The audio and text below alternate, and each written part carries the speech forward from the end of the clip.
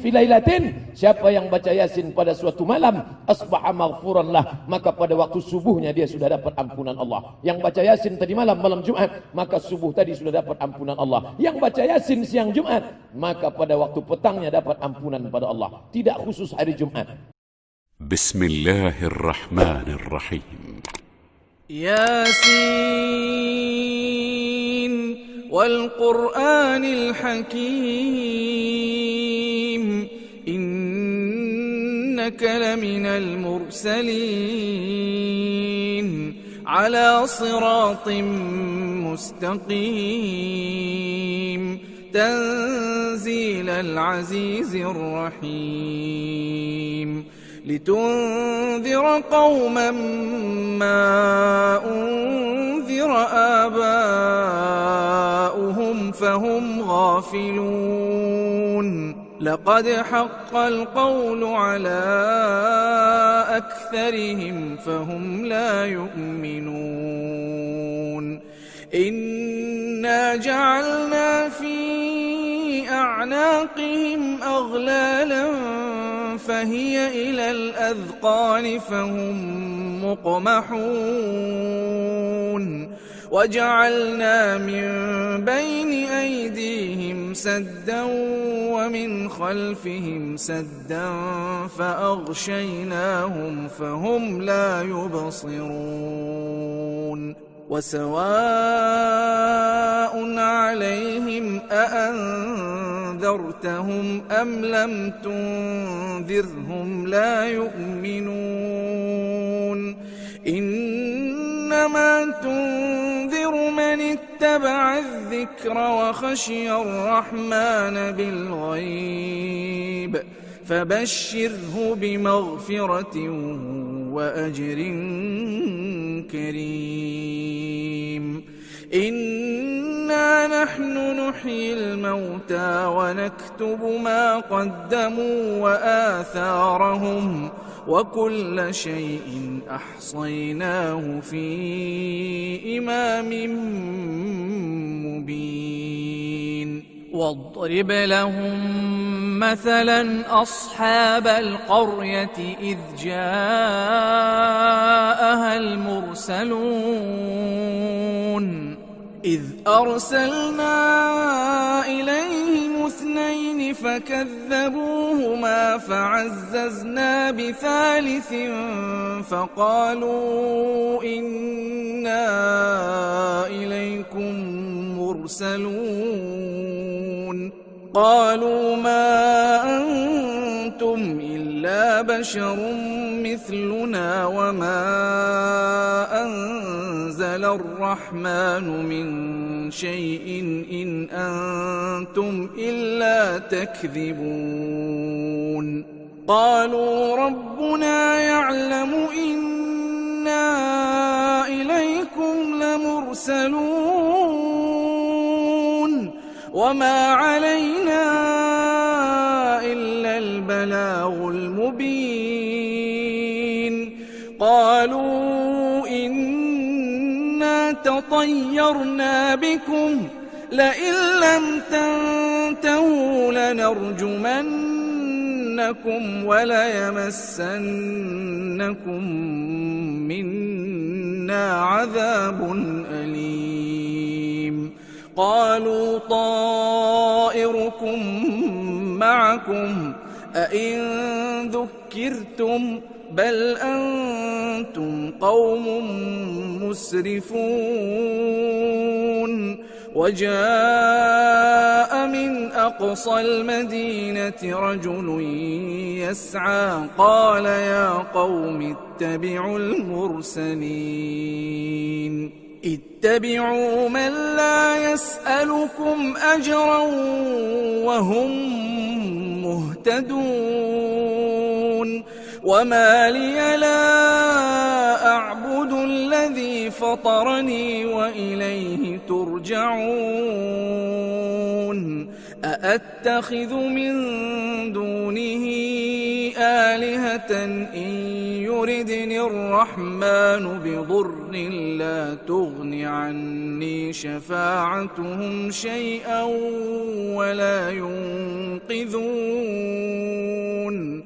إني إذا لفي ضلال مبين إني آمنت بربكم فاسمعون قيل ادخل الجنة قال يا ليت قومي يعلمون بما غفر لي ربي وجعلني من المكرمين وما أنزلنا على قومه من بعده من جند من السماء وما كنا منزلين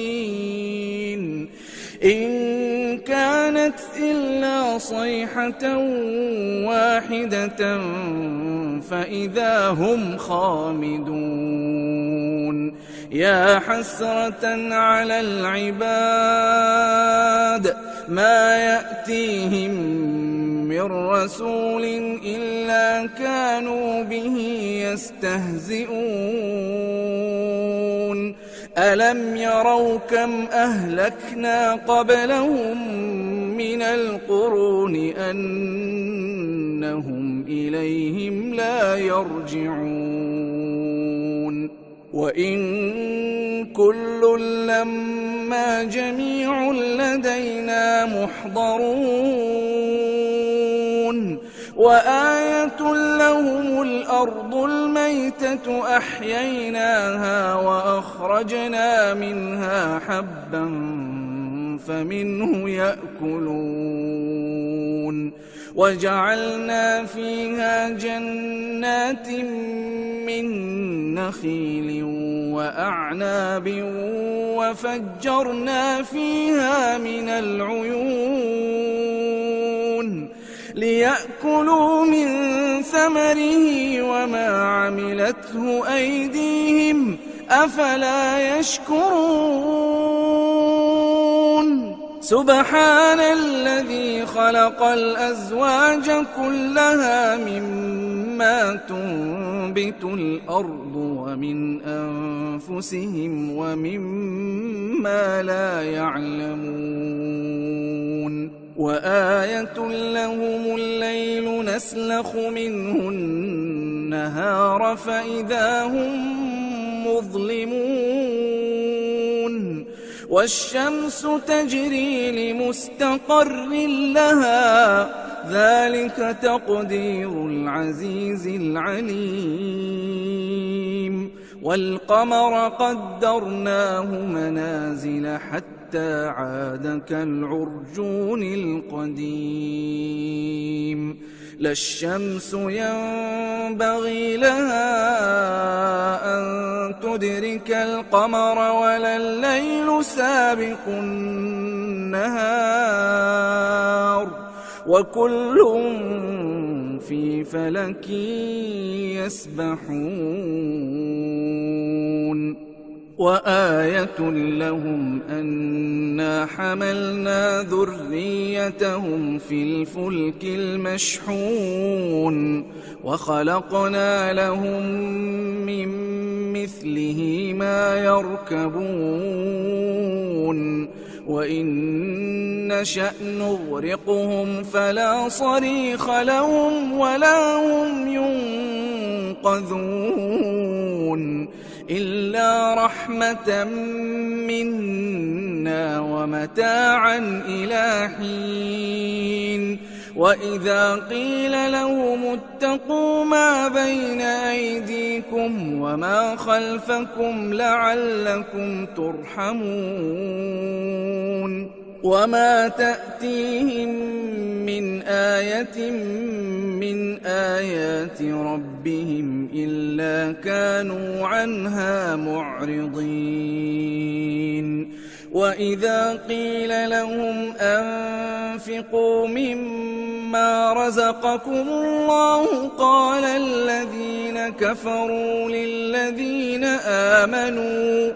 قال الذين كفروا للذين آمنوا أنطعم من لو يشاء الله أطعمه إن أنتم إلا في ضلال مبين ويقولون متى هذا الوعد إن كنتم صادقين ما ينظرون إلا صيحة واحدة تأخذهم وهم يخصمون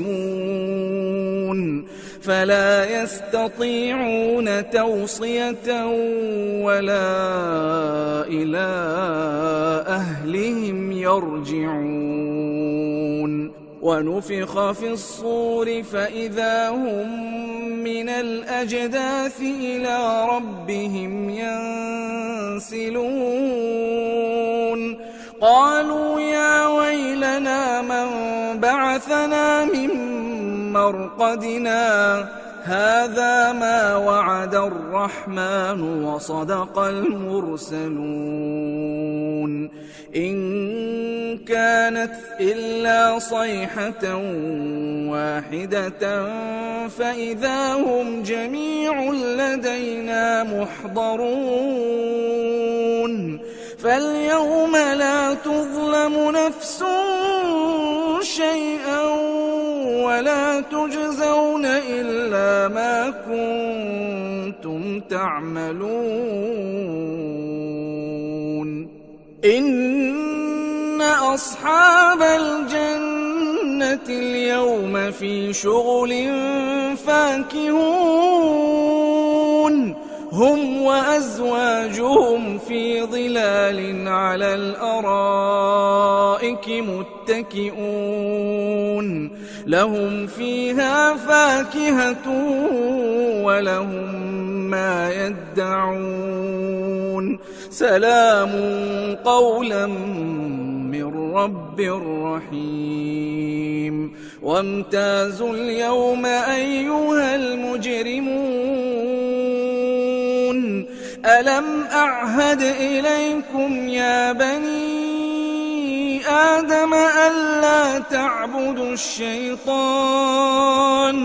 إنه لكم عدو مبين وأن اعبدوني هذا صراط مستقيم ولقد أضل منكم جبلا كثيرا أفلم تكونوا تعقلون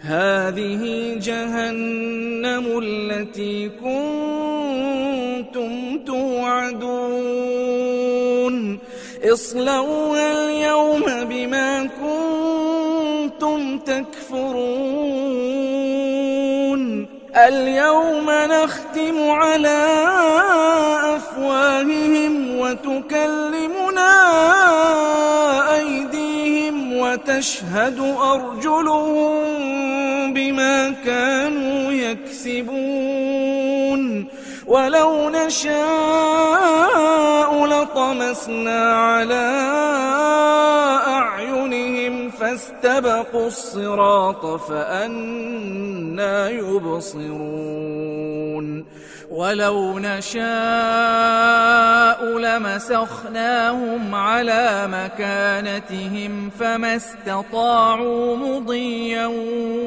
ولا يرجعون ومن نعمره ننكسه في الخلق أفلا يعقلون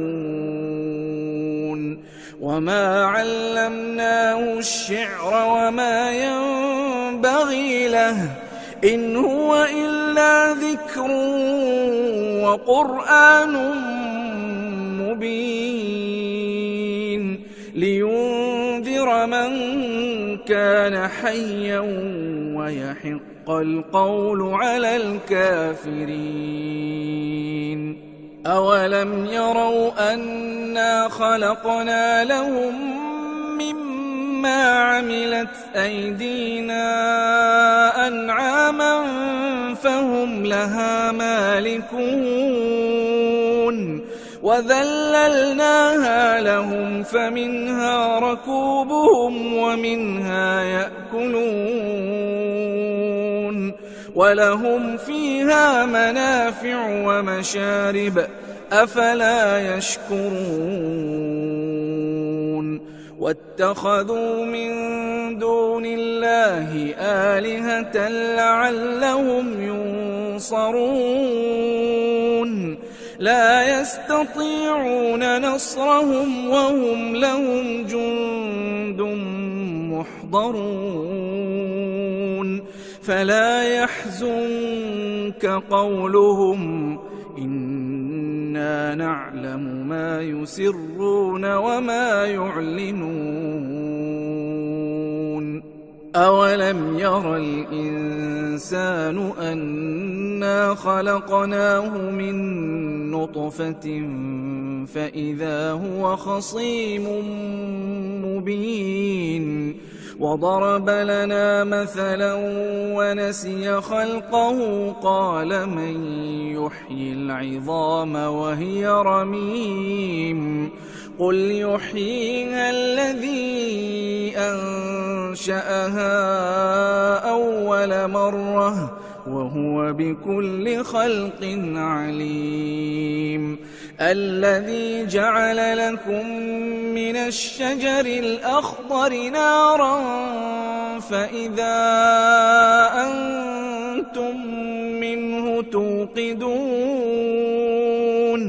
أوليس الذي خلق السماوات والأرض بقادر على أن يخلق مثلهم بلى وهو الخلاق العليم إنما أمره إذا أراد شيئا أن يقول له كن فيكون فسبحان الذي بيده ملكوت كل شيء وإليه ترجعون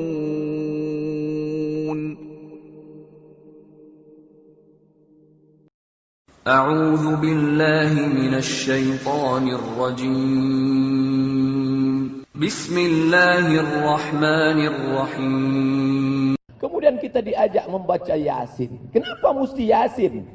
Nanti bapak ibu ditanya pulang, Bu, kenapa baca Yasin? Kata ibu itu menjawab, kalau Al-Baqarah kepanjangan. Kenapa mesti Yasin?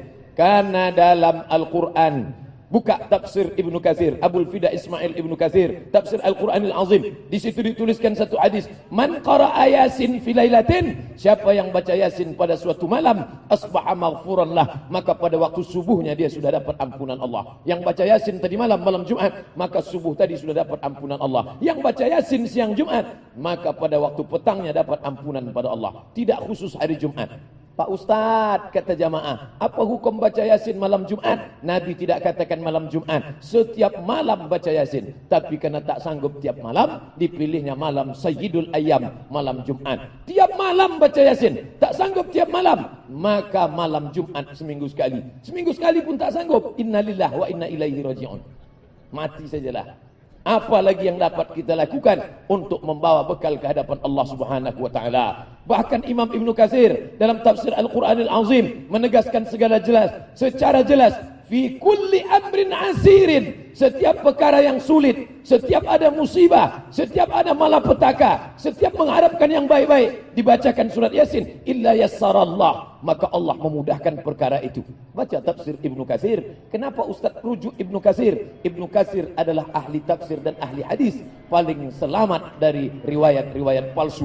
Karena dalam Yasin itu kita sedang diingatkan, 3 kali diulang dalam surat Yasin, wa in kullun lamma jami'un ladaina muhdarun in kanat illa sayhatan wahidatan fa idahum jami'un ladaina muhdarun la yastati'una nasrahum wa hum lahum jundum muhdarun. 3 kali diulang, muhdarun, muhdarun, muhdarun. kamu akan didatangkan, kamu akan didatangkan, kamu akan didatangkan menghadap Allah Subhanahu wa taala. In kanat illa sayhatan wahidatan, satu kali teriakan malaikat, fa idza hum jami'un ladaina muhdarun. Saya, Bapak Gubernur, Bapak Komandan Korem, Bapak Kapolda, alim ulama, semua kita ini akan datang menghadap Allah Subhanahu wa taala. Ketika kita dihadapkan di pengadilan, mulut bisa membela.